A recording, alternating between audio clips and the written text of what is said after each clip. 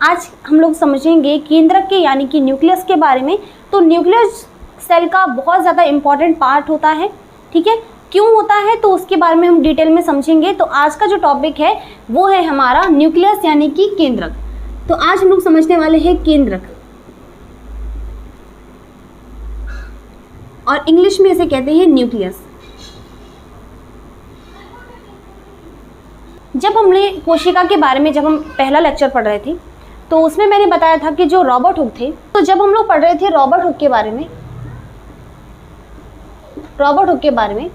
तो Robert Hooke ने एक एक्सपेरिमेंट किया था किस पर, पेड़ की छाल जो थी यानी कि जो बार्क ऑफ द ट्री था जहाँ से उन्हें एक कॉर्क मिला था, तो कॉर्क को जब उन्होंने एनालाइज किया माइक्रोस्कोप के नीचे, जो कि उन्होंने खुद से बनाया था, तो उन्हें कुछ स्ट्रक्चर दिखी थी जो कि एक बिल्कुल हेक्सागोनल स्ट्रक्चर थी, इस तरह से, है ना, इस तरह से स्ट्रक्चर दिखी थी। हालांकि क्योंकि बहुत ज़्यादा प्रिमिटिव माइक्रोस्कोप था, बहुत पुराने टाइप का माइक्रोस्कोप था, जिसकी वजह से उन्हें अंदर की स्ट्रक्चर जो है वो नहीं दिख पाई थी, और कुछ कारण ये था कि वो डेड सेल थी, है ना, इस वजह से भी उन्हें कोई उसमें मूवमेंट जो है वो होती हुई नहीं दिखाई दी थी, ठीक है।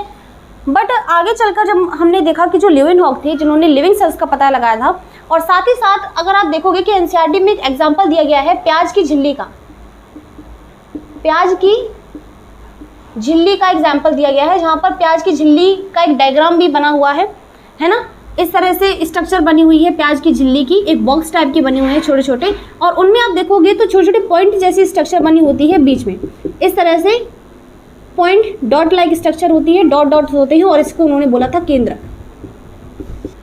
तो जब हम सेल्स के बारे में बात करते हैं, तो जब मैं कहती हूँ कि एक सेल जो होता है उसमें क्या होता है, बाहर से जब हम देखते हैं मोस्टली सेल कैसे बनाते हैं, सेल बनाते हैं फिर उसके बीच में एक डॉट लाइक स्ट्रक्चर बनाते हैं, तो ये डॉट लाइक स्ट्रक्चर जो है वही हमारा क्या होता है, न्यूक्लियस होता है। अब ये न्यूक्लियस यानी कि डॉट लाइक स्ट्रक्चर होती क्या है, तो यही वो इम्पॉर्टेंट पार्ट है जो कि जब सेल डिवाइड करता है तब इसका मेन रोल होता है। साथ ही साथ सेल किस चीज़ से बना है, सेल की संरचना क्या है, सेल का फंक्शन क्या होगा, ठीक है, उसका ऑरिजिनेशन कहाँ से हुआ है, तो वो सारी ही चीज़ें जो कौन कंट्रोल करता है, वो हमारा न्यूक्लियस यानी कि केंद्रक ही कंट्रोल करता है। बाकी साथ ही साथ कौन सा अंग जो है, अंगक जो है सेल का, वो क्या काम करेगा, ठीक है, कौन कौन से काम उन्हें करना है, कौन सी चीज़ अंदर आनी चाहिए, तो इन सब चीज़ों की जो सूचनाएं होती हैं, हम बोल सकते हैं इंफॉर्मेशन जो होती है, इंफॉर्मेशन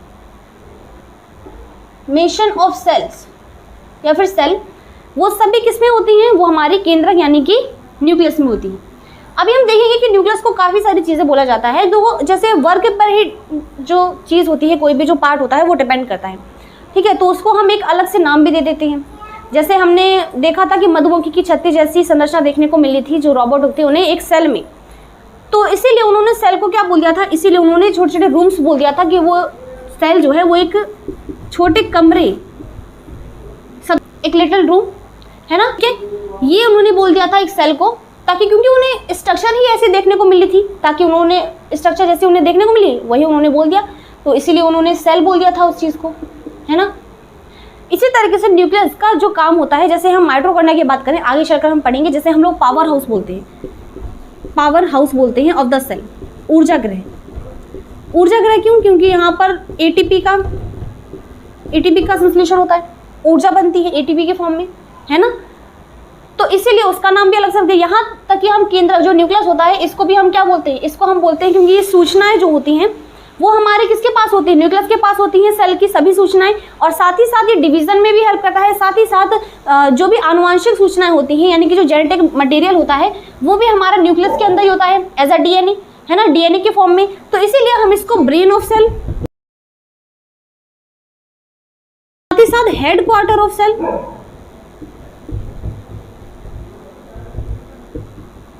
ठीक है, इसके अलावा भी एक दो नाम इंपॉर्टेंट है आपके लिए, ब्रेन ऑफ सेल, ठीक है, आप इसको याद रख सकते हो। तो ब्रेन क्यों, क्योंकि हम जानते हैं कि हमारी बॉडी में जो न्यूरॉन सेल्स होती हैं उनका काम क्या होता है, कोई भी जितनी भी हमारे सेंस ऑर्गन्स होते हैं, 5 सेंस ऑर्गन्स जो होते हैं, जो सेंस ऑर्गन्स होते हैं वो कहाँ से कंट्रोल होते हैं, हमारे माइंड से, है ना।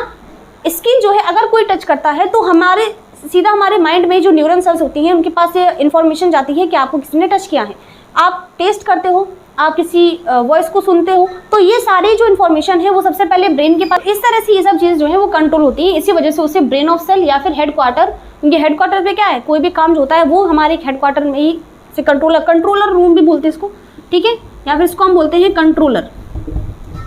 कंट्रोलर ऑफ सेल, ठीक है। तो 3 नाम हो गए आप न्यूक्लियस को, या फिर मोस्टली इसकी ज़्यादा प्रोबेबिलिटी होती है एग्जाम में 9th क्लास में कि ब्रेन ऑफ सेल किसको बोला जाता है, तो न्यूक्लियस सीधा सा उसका आंसर हो जाएगा, ठीक है। तो इस तरह से घुमा फिरा के क्वेश्चन ही पूछ लें, जैसे पावर हाउस यानी कि ऊर्जा गृह, कोशिका का ऊर्जा गृह किसे कहा जाता है, तो आप कंफ्यूज हो सकते हो। अगर आपको ये नहीं मालूम कि माइटोकॉन्ड्रिया को ही ऊर्जा गृह कहा जाता है कोशिका का, तो आप वहाँ पर हो सकते हो, ये कंफ्यूज हो सकते हो, ठीक है। तो यहाँ पर अलग अलग नाम जो है ये भी जानना जरूरी है कि किस चीज़ को क्या बोला जाता है, ठीक है, उसके वर्क के अकॉर्डिंगली कि उसका काम क्या है, तो उसी के अकॉर्डिंगली उसको एक नाम दे दिया जाता है। बात समझ में आई? तो ये न्यूक्लियस के बारे में थोड़ी सी इन्फॉर्मेशन है कि न्यूक्लियस आखिरकार होता क्या है। अब हम लोग डिटेल में समझते हैं कि न्यूक्लियस की स्ट्रक्चर होती कैसी है, ठीक है। तो इसे रफ करें।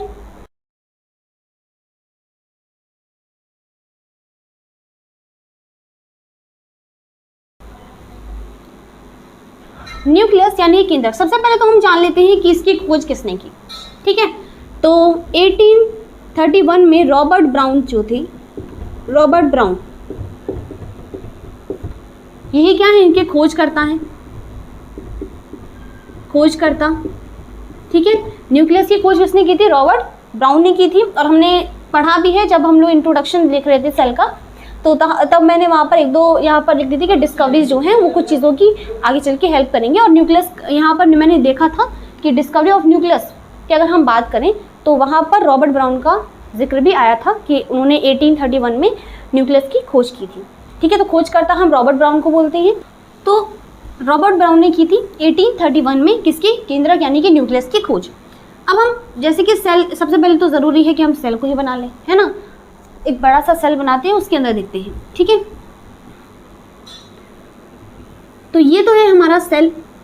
मान लीजिए सेल के अंदर एक नया सेल है, जो केंद्रक होता है, न्यूक्लियस जो होता है उसके भी अलग अलग पार्ट्स होते हैं। बिल्कुल जैसे सेल में हम लोग सेल मेम्ब्रेन के बारे में पढ़ते हैं, उसी तरीके से न्यूक्लियस में न्यूक्लियर मेम्ब्रेन होती है ना। और जिस तरह से हम सेल में प्लाज्मा जो होता है, साइटोप्लाज्म होता है, उसी प्रकार से न्यूक्लियोप्लाज्म भी केंद्रक में पाया जाने वाला द्रव्य होता है, ठीक है। तो ये हमारा सेल है जिसमें हम देखते हैं कि क्या होता है, साइटोप्लाज्म होता है। साइटोप्लाज्म यानी कि कोशिका द्रव्य, है ना। क्या होता है इसके अंदर, कोशिका द्रव्य होता है, कोशिका द्रव्य, ठीक है। और ये बाहर की जो लेयर होती है वो हमारी कहलाती है कोशिका झिल्ली या फिर कोशिका भित्ति, कोशिका झिल्ली या फिर कोशिका, ठीक है, कोशिका झिल्ली, सेल मेम्ब्रेन। और ठीक है, ये हमारा साइटोप्लाज्म है। इसके अंदर, सेल के अंदर सबसे पहला जो ऑर्गन होता है वो सबसे बड़ा ऑर्गन और सबसे ज़्यादा इम्पॉर्टेंट जो होता है वो केंद्रक ही होता है। इसके अलावा, इसके बिना सेल का कोई अस्तित्व ही नहीं है, ठीक है। तो इसके अंदर होता है हमारा इम्पॉर्टेंट पार्ट जिसको हम बोलते हैं केंद्रक। और ये हमारा क्या है, ये हमारा है केंद्रक, केंद्रक यानी कि न्यूक्लियस, ठीक है। केंद्र यानी कि केंद्र में। अब कुछ सेल ऐसी होती हैं जिनके बिल्कुल सेंटर में, सेल के सेंटर में ही न्यूक्लियस होता है, और कुछ सेल्स ऐसी होंगी जिनके थोड़ा मतलब मार्जिन के टाइप, जो मार्जिन की तरफ थोड़ी, यानी कि उसके कोने के टाइप में होगा, ठीक है। तो न्यूक्लियस, इसके अंदर जैसे हम लोगों ने पढ़ा कि अब ये केंद्रक है, ठीक है, ये क्या है, हमारा केंद्रक है।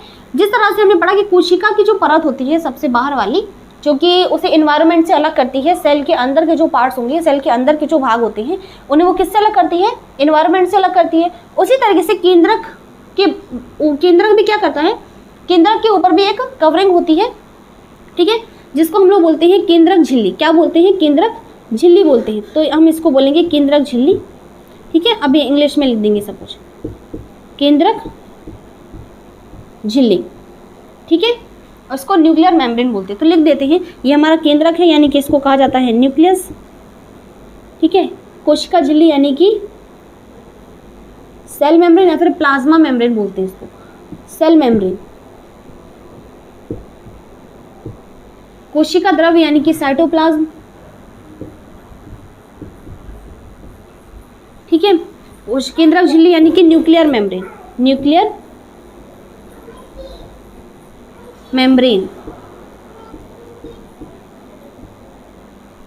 ठीक है। और एक और चीज़, इसके अंदर भी क्या होगा, द्रव्य होगा, ठीक है। तो थोड़ा डेंस कर देते हैं, तो क्योंकि हमारा जो न्यूक्लियस है वो डेंस होता है, ठीक है, बड़ा होता है साइज में और थोड़ा गाढ़ा, तो वह यानी कि डेंस में ही आ जाता है वो, ठीक है, सब चीज़ें। तो केंद्रक के अंदर भी एक फ्लूइड होता है, ठीक है, जिसको हम लोग बोलते हैं केंद्रक द्रव्य, है ना। केंद्रक के अंदर पाया जाने वाला द्रव्य क्या कहलाएगा, केंद्रक द्रव्य कहलाएगा। तो इसको हम बोल देंगे केंद्रक द्रव्य, और इंग्लिश में इसे कहेंगे हम लोग न्यूक्लियोप्लाज्म,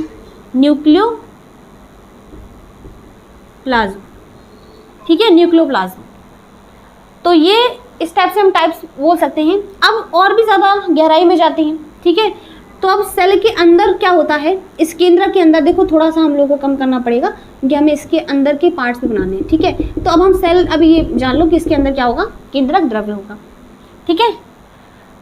अब हम समझ लेते हैं कि केंद्रक के अंदर क्या क्या चीज़ें होती हैं। तो केंद्रक को मैंने और थोड़ा क्या कर लिया, जूम कर लिया, इसको मैं थोड़ा जूम कर ली, ठीक है। मैं यहाँ पर इसको जूम कर रही हूँ कि केंद्रक में क्या क्या स्ट्रक्चर्स होती हैं। तो अब हम लोग केंद्रक को बनाते हैं, ये हमारा क्या है, ये पूरा का पूरा सेल है, ठीक है। सेल के अंदर जो केंद्रक होता है वो क्या कैसे बना रहता है, कैसे उसकी अरेंजमेंट होती है, वो मैंने दिखाने के लिए यहाँ पर उसको बनाया है। अब थोड़ा जूम करते हैं, थोड़ा सा बड़ा करते हैं और देखते हैं कि केंद्रक में क्या क्या होता है।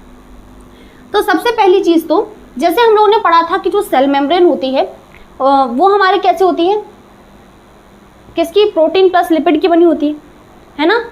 इसी तरीके से यहाँ पर भी हमारी जो केंद्रक झिल्ली होती है वो भी प्रोटीन प्लस लिपिड, ठीक है, फॉस्फोलिपिड की बनी होती है, ठीक है। तो सबसे पहले, और दूसरी चीज़ दोहरी झिल्ली होती है, कैसे होती है, दोहरी होती है, ठीक है।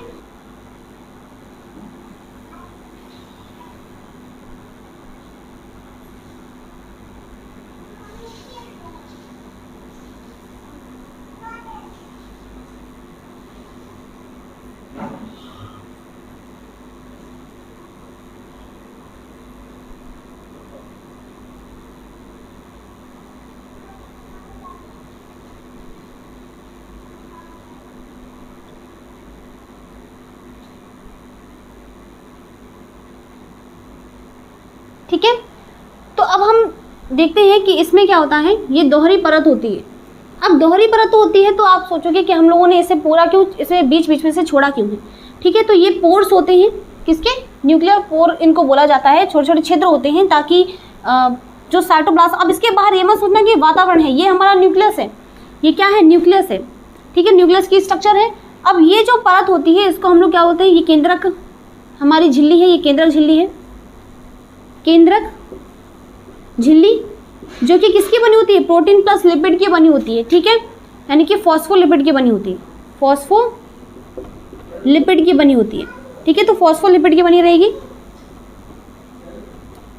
फॉस्फोलिपिड, ठीक है। कैसी होती है, दोहरी परत होती है, दोहरी झिल्ली होती है, ठीक है, दोहरी झिल्ली होती है, डबल मेम्ब्रेन होती है इसमें, है ना। अब इसके बीच में एक छोटा सा पार्ट होता है जिसको हम लोग बोलते हैं केंद्रिका, क्या बोलते हैं, केंद्रिका बोलते हैं। एक छोटा सा पार्ट होता है जिसको हम लोग केंद्रिका बोलते हैं, और जो कि मेम्ब्रेन नहीं होता, उसके ऊपर मेम्ब्रेन नहीं होती, ठीक है। इसको इस टाइप से केंद्रिका होती है,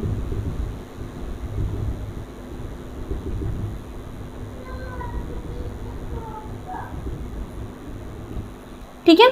तो केंद्रक झिल्ली जो होती है वो किसकी, फॉस्फोलिपिड की बनी रहती है, और कैसी होती है, डबल मेम्ब्रेन होती है, दोहरी झिल्ली होती है। यहाँ पर आपको देख सकते हो कि एक ये अंदर वाली है और एक ये बाहर वाली है, ठीक है। तो यहाँ पर इन दोनों को हम बोल सकते हैं, एक इनर वाली होती है और एक आउटर होती है। तो यहाँ पर दोनों को लिखने का कारण ये है क्योंकि यहाँ पर जो आउटर मेम्ब्रेन होती है न्यूक्लियर मेम्ब्रेन की, तो वो जो है वो अटैच होती है किससे, वो हमारी होती है एंडोप्लाज्मिक रेटिकुलम से अटैच होती है। किससे अटैच होती है, एंडोप्लाज्मिक रेटिकुलम से अटैच होती है। एंडोप्लाज्मिक रेटिकुलम के बारे में हम लोग समझेंगे, जैसे हम लोग अंतःप्रद्रव्य जालिका बोलते हैं, ठीक है। तो ये हमारा क्या है, अंतःप्रद्रव्य जालिका है, अंतःप्रद्रव्य जालिका, और इंग्लिश में इसे कहा जाता है एंडोप्लाज्मिक रेटिकुलम। तो ER क्योंकि शॉर्ट में हम उसे बोलते हैं, तो इसीलिए शॉर्ट फॉर्म भी यहाँ पर लिख दी गई है, ठीक है। और इसके ऊपर होते हैं राइबोसोम्स, ठीक है, इसके ऊपर राइबोसोम अटैच होते हैं। तो ये हमारी रफ एंडोप्लाज्मिक रेटिकुलम होती है, ठीक है, तो ये हम बोल सकते हैं कि इसमें क्या होती है, रफ एंडोप्लाज्मिक रेटिकुलम यानी कि खुरदरी अंतःप्रद्रव्य जालिका। ठीक है, तो ये हमारी रफ एंडोप्लाज्मिक रेटिकुलम जो है इससे अटैच होती है। बट है ये वो, क्योंकि रफ एंडोप्लाज्मिक रेटिकुलम और स्मूथ एंडोप्लाज्मिक रेटिकुलम दोनों में डिफरेंस क्या है और दोनों का मतलब क्या है। ठीक है, बस अभी आप जानिए। और ये सब जो प्रोसेस है वो किसके अंदर है, सेल की। ये सारी स्ट्रक्चर जो है वो सेल के अंदर है, इसीलिए मैंने यहाँ पर जूम करके लिखा हुआ है ताकि आप जान सको कि ये स्ट्रक्चर जो है वो एक्चुअल में किसकी है, न्यूक्लियस की है। ठीक है, अब यहाँ पर हमने देख लिया कि 2 लेयर्स होती हैं और जो बाहर वाली लेयर जो होती है यानी कि जो आउटर मेम्ब्रेन होती है वो किससे अटैच होती है, वो हमारी एंडोप्लाज्मिक रेटिकुलम से अटैच होती है। ठीक है, इसीलिए 2 लेयर्स होती हैं यहाँ पर। ठीक है, तो यहाँ पर हम लिख देते हैं कि जो 2 लेयर्स होती हैं, एक होती है हमारी इनर, तो ये हमारी इनर वाली है, अंदर वाली ये हमारी आउटर लिख देते हैं हम इसमें। ठीक है, outer plus inner membrane, outer है ये आउटर मेम्ब्रेन है। ठीक है, और ये हमारी इनर मेम्ब्रेन है। ठीक है, आउटर यानी कि बाह्य कोशिका, बाह्य केंद्रीय झिल्ली। ठीक है, तो आउटर मेम्ब्रेन यानी कि बाह्य केंद्रक झिल्ली और इनर मेम्ब्रेन यानी कि अंतः केंद्रक झिल्ली। ठीक है, ऐसे तो हिंदी करके लिख ही सकते हैं हम। और ये हमारा एंडोप्लाज्मिक अंतःप्रद्रव्य जालिका। अब हम दूसरी चीज देखते हैं, ये अभी हम लोग केंद्रिका के बारे में समझ रहे थे। ठीक है, केंद्रिका क्या होती है, तो यहाँ पर पहले हम बाहर की जो भी पार्ट्स हैं उनके बारे में समझ लेते हैं। ठीक है, तो ये हमारे साथ ही साथ कि अब हम बात करें कि यहाँ पर इन दोनों के बीच का गैप कितना होता है। दोनों जो मेम्ब्रेन होती हैं, केंद्रक न्यूक्लियर मेम्ब्रेन जो होती हैं, केंद्रक जो झिल्ली होती है, क्योंकि यहाँ पर हम लोगों की 2 झिल्लियाँ होंगी और दोनों यानी कि एक होती है, वो 2 झिल्लियाँ मिलकर के एक झिल्ली बनाती हैं, यानी कि डबल मेम्ब्रेन होती है इसमें। तो दोनों झिल्ली जो होती है आउटर प्लस इनर, इन दोनों का जो गैप होता है बीच का जो गैप होता है वो कितना होता है, गैप होता है हमारा 10 to 50 माइक्रोमीटर। ठीक है, कितना होता है 10 to 50 माइक्रोमीटर। ठीक है, इतना इसमें गैप होता है। अब हम सेकंड पार्ट देखते हैं कि इसमें क्या होते हैं, छोटे छोटे पोर्स होते हैं। अब पोर्स क्या करते हैं, पोर्स इसलिए होते हैं केंद्रक में ताकि जो अंदर का, इसके अंदर क्या है न्यूक्लियोप्लाज्म है और बाहर क्या है साइटोप्लाज्म है, कोशिका द्रव्य है, तो उन दोनों में रिलेशन रहे। ठीक है, आसानी से जो भी मटेरियल है अगर वो अंदर से बाहर या फिर बाहर से अंदर जाना है तो वो इजिली जा सके उन पोर्स के थ्रू।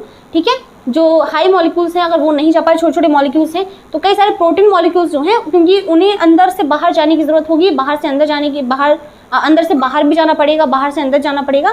तो ये जो मॉलिक्यूल्स का मूवमेंट है वो इजीली हो सके, इसीलिए पोर्स यहाँ पर प्रेजेंट होते हैं, जो कि बड़े बड़े मॉलिक्यूल्स को नहीं जाने देंगे, छोटे छोटे मॉलिक्यूल्स को ही जाने देंगे। ठीक है, तो ये पोर्स होते हैं जिनको हम लोग न्यूक्लियर पोर बोलते हैं। तो इन्हें हम बोलते हैं केंद्रक छिद्र। ठीक है, क्या बोलते हैं, केंद्रक छिद्र, न्यूक्लियर पोर्स। छोटे छोटे पोर्स होते हैं जिसकी वजह से जो न्यूक्लियोप्लाज्म है और साथ ही साथ जो साइटोप्लाज्म है उन दोनों में इंटरकनेक्शन बना रहे, जो भी मैटर है, जो भी पदार्थ है वो इजीली क्या कर सके, फ्लो कर सके। ठीक है, तो एक पाथवे है वो इस तरह से। तो ये तो हमने देख लिया कि जो केंद्रक होता है उसके बाहर की स्ट्रक्चर कैसी होती है। अब हम समझते हैं इसके अंदर की संरचना, तो मुझे ये रफ करना पड़ेगा। ठीक है, ये अभी हम लोग बाद में लिख देंगे। ठीक है, पहले चीज तो केंद्रक के बारे में अगर समझ लिया तो जो टाइप्स होते हैं सेल्स के, यानी कि प्रोकैरियोटिक और यूकैरियोटिक सेल्स, उसे जानने में बिल्कुल डिफिकल्ट, बहुत मुश्किल नहीं होगी, क्योंकि इसी पर बेस्ड होता है कि केंद्रक के ही आधार पर हम पता लगाते हैं कि कौन सी सेल प्रोकैरियोटिक है और कौन सा यूकैरियोटिक है। ठीक है, तो इसके अंदर अब बात आ जाती है किसकी, केंद्रिका की। ये क्या है, केंद्रिका, केंद्रिका। ठीक है, केंद्रिका, और इंग्लिश में से कहा जाता है न्यूक्लियोलस। क्या बोलते हैं, न्यूक्लियोलस, केंद्रिका। ठीक है, तो इसमें इसका जो शेप और साइज है वो अलग अलग सेल्स में अलग अलग होता है, उसका नंबर भी अलग अलग हो सकता है। इसके साथ साथ केंद्रिका जो होती है उसको हम लोग राइबोसोमल फैक्ट्री बोलते हैं, जो कि आरएनए का संश्लेषण करती है। ठीक है, आरएनए। ठीक है, तो मैन्युफैक्चरिंग यहाँ पर होता है, मैन्युफैक्चर होता है राइबोसोम। ठीक है, तो यहाँ पर आरएनए यानी कि राइबोसोमल आरएनए बनेगा। ठीक है, जो कि राइबोसोम को बनाने में हेल्प करती है। तो केंद्रिका क्या करेगी, राइबोसोम बनाएगी, बेसिकली प्रोटीन बनाएगी। तो जो भी प्रोसेस होते हैं, क्योंकि केंद्रक में क्या होती है, सारी मेटाबॉलिज्म रिएक्शंस जो होती हैं, मेटाबॉलिक जो भी रिएक्शंस होती हैं, वो उन सब चीज़ों को कौन कंट्रोल करता है, कंट्रोल कौन करता है, केंद्रक, है ना। क्योंकि कई सारे प्रोसेसेस होंगे, कई सारे रासायनिक अभिक्रियाएं होंगी, ठीक है। तो जो भी मेटाबॉलिक रिएक्शंस होंगी, जो भी उपापचयन होगा वो उसको, उन सभी चीज़ों को कंट्रोल कौन नियंत्रित करेगा, केंद्रक, ठीक है, केंद्रक ही। तो इसीलिए मैं बोल रही थी कि सबसे इंपॉर्टेंट टॉपिक है केंद्रक का, ठीक है, इसको जान लो, बहुत ज़्यादा इंपॉर्टेंट है। तो उपापचय जो भी प्रक्रियाएं होंगी, जो भी क्रियाएं होती हैं, वो सब केंद्रक क्या करता है, कंट्रोल करता है। तो इसके लिए ये सब चीज़ें करने के लिए ठीक है, किसकी जरूरत होगी, प्रोटीन एनर्जी की रिक्वायरमेंट तो होगी सेल के लिए, ठीक है, सेल में जो न्यूक्लियस है उसको। तो क्योंकि वो आनुवंशिक इकाई भी उसी में है, आनुवंशिक पदार्थ भी उसी में है, तो थोड़ा बहुत तो उसमें लगेगा, ये साथ साथ डिवीजन भी करना है उसको। तो ये सब चीज़ें करने के लिए उसे एनर्जी की रिक्वायरमेंट तो होगी बेसिकली, और इस सब प्रोसेस को करने के लिए। तो ये हमारा केंद्रिका हो गया, ठीक है। केंद्रिका क्या करेगा, राइबोसोम्स बनाता है, तो इसको राइबोसोम फैक्ट्री बोलते हैं, क्योंकि ये फैक्ट्री ऑफ राइबोसोम, क्योंकि राइबोसोम ये बनाता है, ठीक है। बोला ना कि वर्ग के अकॉर्डिंगली उसका नाम भी चेंज हो सकता है ना। तो एग्जाम में आपको ये भी पूछ सकते हैं कि राइबोसोम फैक्ट्री किसको बोला जाता है, या फिर केंद्रक का अन्य नाम क्या है, ऑप्शन करके दे देगा आपको। तो इस तरह से हमने देखो कई तरह नाम देखे ना, कि केंद्रक को भी हम लोग brain of cell, headquarter of cell, इसके अलावा कंट्रोलर बोलते हैं उसको हम, है ना। केंद्रिका को अभी हमने देखा कि केंद्रिका को हम राइबोसोमल फैक्ट्री बोलते हैं। माइटोकॉन्ड्रिया की बात करें तो उसको पावर हाउस ऑफ सेल बोलते हैं। तो इस तरह से अलग अलग यानी काम के कार्य के आधार पर ही हम उसका अलग अलग नामकरण कर देते हैं, ठीक है। तो ये हमारा केंद्रिका है, जिसको हम लोग क्या बोलते हैं, राइबोसोमल फैक्ट्री बोलते हैं। इसके साथ साथ ये तो हमारा इसके अंदर न्यूक्लियोप्लाज्म है, ठीक है। इसके अंदर क्या होगा, न्यूक्लियोप्लाज्म, शायद हमने लिखा है, नहीं लिखा ना। इसके अंदर क्या होता है, न्यूक्लियोप्लाज्म होता है। अब इसके अंदर न्यूक्लियोप्लाज्म यहाँ पर लिखा है, ठीक है, देख लेना। इसके अंदर धागेनुमा संरचना होती है, क्या होती है, धागेनुमा संरचना होती है, और इसको हम लोग क्या बोलते हैं, क्रोमैटिन, क्रोमैटिन, ठीक है, क्या बोलते हैं, क्रोमैटिन बोलते हैं, ठीक है। इंग्लिश में भी हम इसको क्या बोलते हैं, क्रोमैटिन। क्रोमैटिन जो है ये क्या काम करेगा, अभी हम इसके बारे में समझेंगे। पहली बार में सारी चीज़ें समझा देती, लेकिन यहाँ पर बनेगा नहीं अब, ठीक है। इसको उतारो, फिर हम लोग समझते हैं क्रोमैटिन क्या होता है, थोड़ा डीपली समझेंगे। तो केंद्रक, मैं चाहती हूँ कि केंद्रक का कोई भी कॉन्सेप्ट जो है वो नहीं छूटे, और केंद्रक आपको आज के बाद पढ़ने की ज़रूरत ना पड़े। अगर मैं कॉम्पिटिटिव एग्जाम्स की बात करूँ, क्योंकि 10th तक तो हम लोगों के 9th-10th तक की साइंस ही आती है। अगर हम एग्ज़ाम के पर्पज़ से देखें, 9th-10th के एग्ज़ाम्स की बात नहीं कर रहे, हम हाई जो कॉम्पिटिटिव एग्ज़ाम्स होते हैं, ठीक है, उनकी बात कर रही हूँ, क्योंकि 10th तक की साइंस वहाँ पर आती है। और अगर आप NCERT अच्छे से कवर कर लेते हो, तो अभी अगर आप कवर कर लेते हो, आपको बाद में पढ़ने की ज़रूरत नहीं पड़ेगी, ठीक है। तो केंद्रक न्यूक्लियस जो है अभी इतना समझो, अभी इसके आगे हम लोग समझते हैं कि और भी क्या क्या चीज़ें होती हैं न्यूक्लियस के अंदर, ठीक है।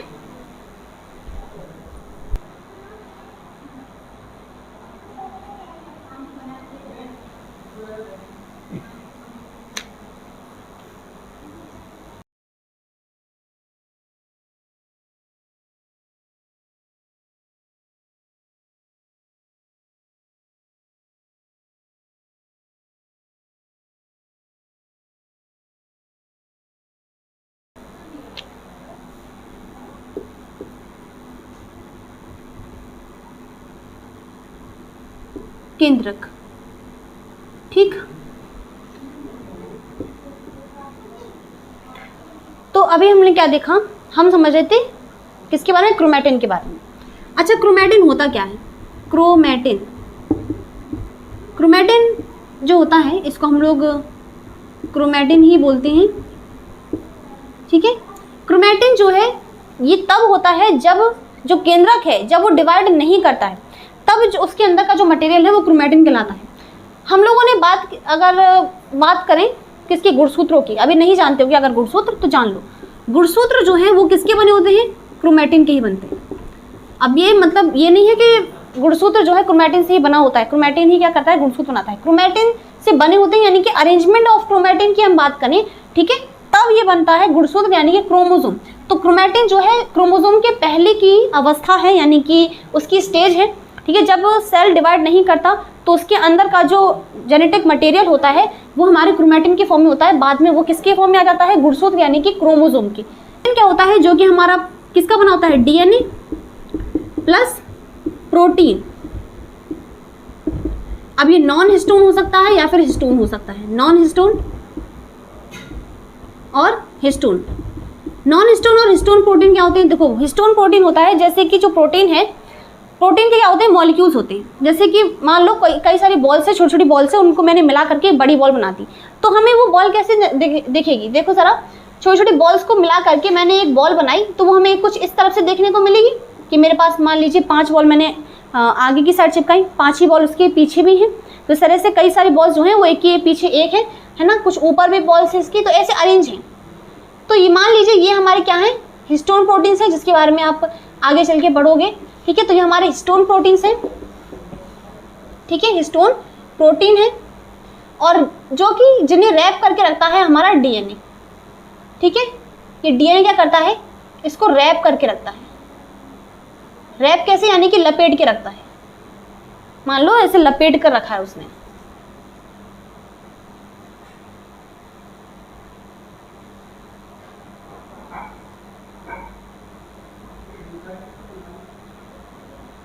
ठीक है।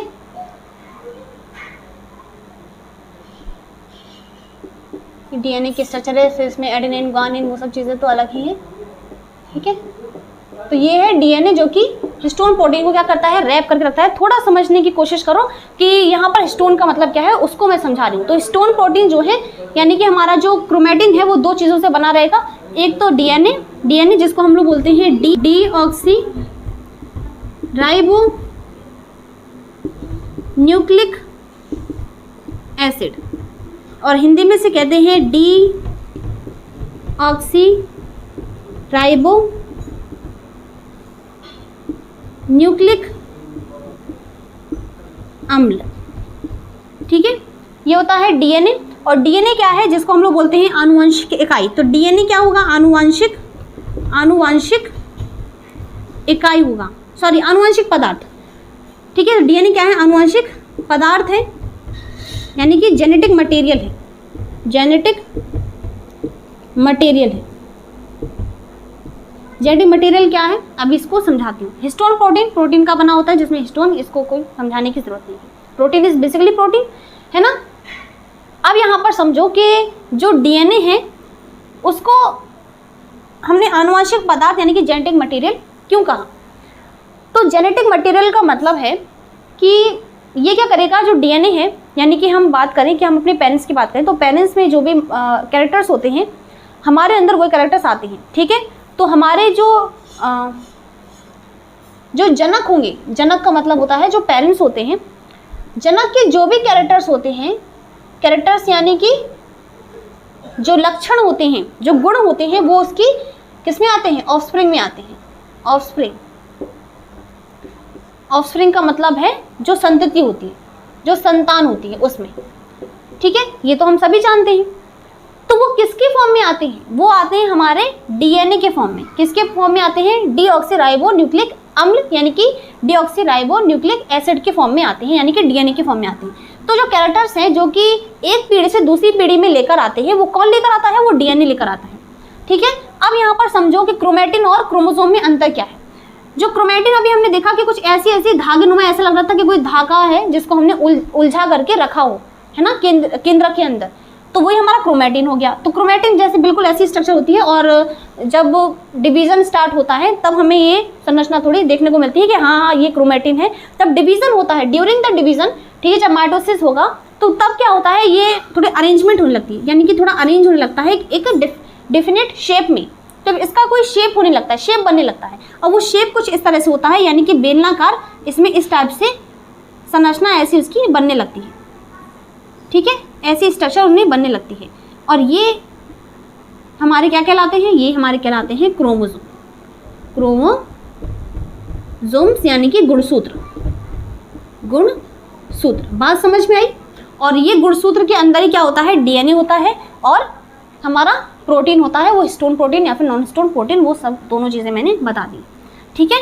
तो इस तरह से संरचना होती है। और जब डिवीज़न होता है, जब तो हम देखें, अब इनकी संख्या कितनी होती है, गुणसूत्रों की हम बात करें तो, क्योंकि हम जानते हैं कि डिवीज़न, अगर नहीं जानते हो तो जान लो, जब डिवीज़न होता है तो क्या होता है कि एक गुणसूत्र होगा, ये अपना डुप्लीकेट बना लेता है। क्या बना लेता है? डुप्लीकेट बना लेता है। तो इसीलिए हम बोलते हैं कि अगर हम ह्यूमंस की बात करें और इनका जो क्रोमोसोम्स का नंबर होता है वो अलग अलग लिविंग्स में, ठीक है, वो अलग अलग होता है। तो ह्यूमंस की अगर बात करें तो हमारे अंदर 46 क्रोमोसोम्स होते हैं, क्रोमोसोम्स होते हैं,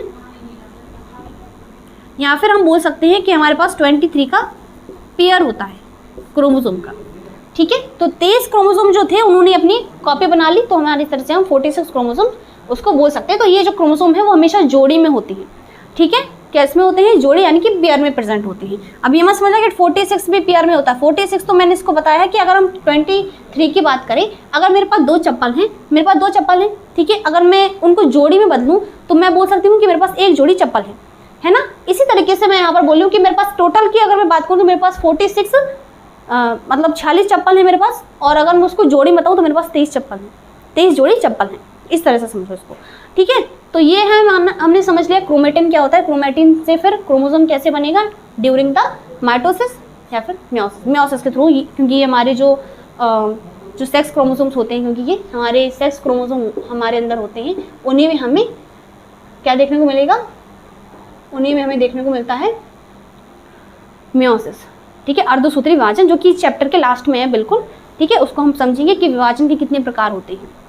डीएनए के बारे में, सॉरी, केंद्रक के बारे में है, न्यूक्लियस के बारे में है, ठीक है। थोड़ी सी काफ़ी जानकारी हो गई है, ठीक है, एग्जाम के पर्पज से अगर देखा जाए तो, और जो कि इम्पॉर्टेंट है, जो कि मैंने अभी तक नहीं लिख पाए हैं, ठीक है। तो क्विकली हम लोग लिख लेते हैं, फिर हम लोगों को समझना है प्रोकैरियोटिक और यूकैरियोटिक का भी कॉन्सेप्ट, है ना। तो मैं चाहती हूँ कि केंद्रक और साथ साथ प्रोकैरियोटिक और यूकैरियोटिक का कॉन्सेप्ट भी हम लोग समझ लें, फिर सीधा हम लोग सीधा हम लोग कोशिका के अंगकों पे आ जाएंगे कि क्या क्या ऑर्गेनल्स होते हैं सेल में, ठीक है। अब यहाँ पर जो क्रोमोसोम होता है, जो डीएनए होता है, उसको थोड़ा और जूम करते हैं। डीएनए में फिर से एक छोटी सी यूनिट होती है, जिसको जैसे हमने आनुवंशिक पदार्थ बोला, ऐसे आनुवंशिक इकाई भी होती है, ठीक है। जैसे कि ये जो क्रोमोसोम्स होते हैं, क्रोमोसोम किसके बने होते हैं? डीएनए के बने होते हैं। तो जो डीएनए होता है, इस तरह से जो डीएनए होता है, इस डीएनए के ही पार्ट जो होते हैं, इस डीएनए का सेगमेंट, मान लीजिए कोई डीएनए का सेगमेंट है, और ये डीएनए का सेगमेंट ही क्या कहलाता है? जीन कहलाता है। ये मैं पूरे डीएनए की बात नहीं कर रही हूँ, तो काफ़ी सारा डीएनए है, काफ़ी लंबा डीएनए है, ठीक है। तो उस डीएनए का इतना पार्ट ये हमारे क्या कहलाते हैं? जीन कहलाते हैं। और इसको हिंदी में भी क्या बोला जाता है? जीन बोला जाता है, जिसको हम लोग बोलते हैं, ये क्या है? डीएनए सेगमेंट है। क्या है? डीएनए सेगमेंट है, और इसको हम बोलते हैं आनुवंशिक यूनिट, ठीक है। डीएनए का ही सेगमेंट जो होता है, डीएनए का ही क्रियात्मक खंड जो होता है, फंक्शनल जो सेगमेंट होता है, ठीक है, वो हमारा क्या कहलाएगा? वो हमारा जीन कहलाता है। अब जीन का देखो, थोड़ा सा और समझा देती हूँ, ठीक है, यहीं पर थोड़ा कॉम्प्रोमाइज करो। डीएनए का जो सेगमेंट होता है जीन, मान लीजिए ये क्रोमोसोम है, क्योंकि क्रोमोसोम पर ही हम बात कर लेते हैं, ठीक है। ये क्रोमोसोम है, ये क्या है? क्रोमोसोम है। क्रोमोसोम पे ना अलग अलग जीन्स होते हैं। यहाँ पर मान लीजिए आई कलर का जीन है, आई कलर का जीन है, ठीक है। हमारी आंखों का कलर जो है वो कैसा होगा? तो ये आई यहाँ पर उसका जीन होगा, यानी आंखों का कलर कौन सा जीन डिसाइड करेगा, है ना। तो जीन जो होते हैं वही अलग अलग जीन्स होते हैं कि हमारे आंखों के कलर का जीन क्या है, हमारे स्किन कलर का जीन क्या है, हमारे हाइट का जीन क्या है, हमारे बालों के कलर का जीन क्या है, हमारे बालों की ग्रोथ का जीन कौन सा है। तो इस तरह से जीन होते हैं, ठीक है, हमारे अंदर, जिसको हम बोलते हैं क्रियात्मक खंड, यानी कि फंक्शनल सेगमेंट, ठीक। इसके बाद हम लोग थोड़ा थोड़ा लिख देते हैं ताकि रिवीजन के टाइम पर हमें हेल्प मिल सके।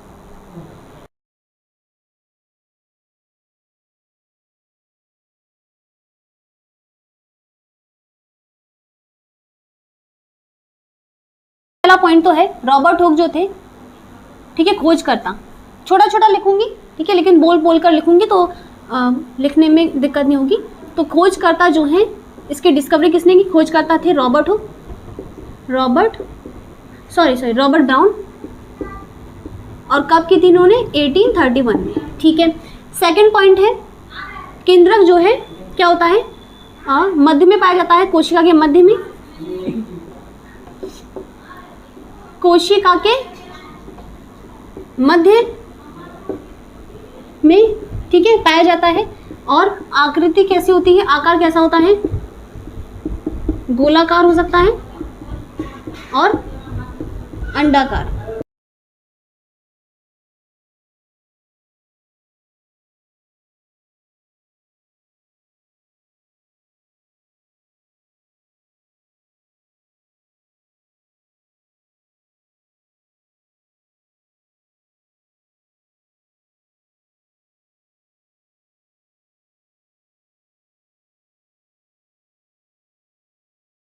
ठीक है, दिख रहा है। और झिल्ली, केंद्रक झिल्ली जो है उसको लिपिड की बनी होती है, ठीक है, फॉस्फोलिपिड की बनी होती है। केंद्रक छिद्र, केंद्रक छिद्र जो हैं वो क्या करते हैं, यह केंद्रक द्रव्य तथा कोशिका द्रव्य के मध्य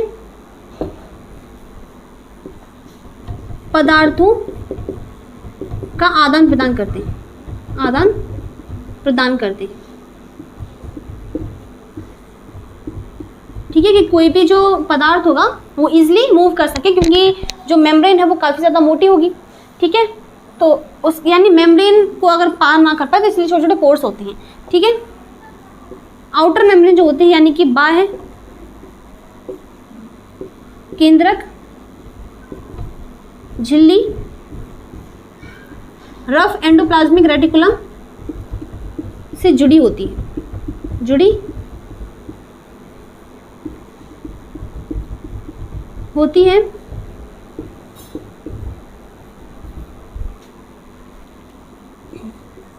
अब बात कर लेते हैं केंद्रिका की। तो केंद्रिका जिसको हम लोग क्या बोलते हैं, राइबोसोम फैक्ट्री बोलते हैं, क्योंकि राइबोसोम कौन बनाता है, केंद्रिका में राइबोसोम्स बनेंगे, यानी कि बेसिकली प्रोटीन बनाती है ये। ठीक, क्या बनाती है, आरआरएनए। आरआरएनए का संश्लेषण किसमें होता है, आरआरएनए का संश्लेषण होगा इसमें, संश्लेषण। ठीक है, क्रोमैटिन की बात करें, क्रोमैटिन, क्रोमैटिन, क्रोमैटिन क्या होता है, विभाजन से पूर्व, विभाजन से पूर्व संरचना तथा बाद में गुणसूत्र में व्यवस्थित।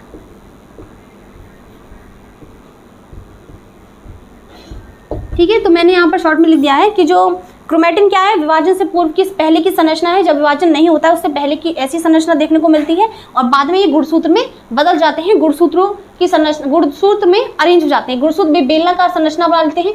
ठीक है, और इस तरह से हम इसी एक जो गुणसूत्र होता है वो अपना कॉपी बनाकर चलता है, तो इस तरह से जो क्रोमोसोम है वो इस तरह से हम लोग बनाते हैं। ठीक है, इस तरह से क्रॉस टाइप की संरचना बनाई जाती है। क्रोमैटिन के बाद अगर हम बात करें नेक्स्ट डीएनए की, है ना, तो इसमें क्या होता है, डीएनए आनुवंशिक पदार्थ है, पदार्थ और एकल या फिर क्रियात्मक खंड को, डीएनए के ही क्रियात्मक खंड को क्या बोलते हैं, खंड को क्या बोलते हैं, जीन बोलते हैं। ठीक है, इंग्लिश में भी उसको जीन ही कहा जाता है। और दूसरी नेक्स्ट क्या है, क्रोमैटिन में क्या होता है, प्रोटीन होता है, हिस्टोन प्रोटीन। ठीक है, प्रोटीन होता है, हिस्टोन प्रोटीन, प्रोटीन होता है। ठीक है, तो इतनी चीज़ें हम लोगों ने पढ़ ली हैं। ठीक है, तो शॉर्ट में हमने लिया भी, हम लोगों ने डिटेल में जान ही लिया है कि केंद्रक होता क्या है, बहुत इंपॉर्टेंट टॉपिक है। ठीक है, और केंद्रक को हम लोग क्या बोलते हैं, न्यूक्लियस को मैं लिख ही दिया था मैंने। ठीक है, ब्रेन ऑफ सेल्स बोलते हैं, क्योंकि सारी जो सूचनाएं हैं, सारी जो इन्फॉर्मेशन है वो सबसे पहले कहाँ पे आएंगी, केंद्रक के पास आएगी, कि सेल का ऑरिजिनेशन क्या है, सेल किससे बना है, सेल में क्या क्या उपापचय क्रियाएं होनी चाहिए, क्या क्या चीज़ें होनी चाहिए, कौन सा ऑर्गन क्या काम करेगा, तो ये सभी चीज़ें जो है वो कौन कंट्रोल करता है, केंद्रक यानी कि न्यूक्लियस कंट्रोल करता है। बात समझ में आई? तो हो सकता है किसी, क्योंकि अगर हम blood cell, red blood cell की बात करें, ठीक है, लाल रुधिर कोशिका की बात करें, लाल रुधिर कणिका या फिर कोशिका की बात करें, तो इसमें जो न्यूक्लियस होता है, जो केंद्रक होता है, वो कैसा होता है, एब्सेंट होता है। क्या होता है, एब्सेंट होता है, उसमें केंद्रक पाया नहीं जाता। ठीक है, और कुछ सेल्स ऐसे होते हैं जिसमें एक से ज़्यादा केंद्रक भी पाए जाते हैं। ठीक है, तो ये मेजॉरिटी होती है कि न्यूक्लियस तो वैसे पाया ही जाता है, कुछ सेल्स होती हैं जिनमें न्यूक्लियस नहीं होगा। ठीक है, तो इसको नोट करो, फिर हम लोग समझ लेते हैं प्रोकैरियोटिक, या फिर हम लोग नेक्स्ट वीडियो में समझेंगे। ठीक है, इतना सफिशिएंट है अभी केंद्रक के बारे में। अब हम लोग प्रोकैरियोटिक और यूकैरियोटिक जो है वो एक नए लेक्चर में कवर करेंगे कि यूकैरियोटिक सेल्स क्या होती हैं, प्रोकैरियोटिक सेल्स क्या होती हैं। और ईजी इसलिए रहेगा प्रोकैरियोटिक और यूकैरियोटिक को मैं इसलिए पढ़ाना चाहती हूँ केंद्रक के जस्ट बाद में, क्योंकि केंद्रक के ही बेसिस पर हम ये डिसाइड करते हैं। ठीक है, तो आई होप कि आपको केंद्रक के बारे में जो भी डाउट होगा वो क्लियर हुआ होगा। ठीक है, केंद्रक के बारे में हम लोगों ने अच्छे से समझ लिया है और उम्मीद करती हूँ कि आपको ये वीडियो पसंद आई होगी। तो thank you so much for watching this video. Bye bye and take care. अब मिलते हैं अगली वीडियो।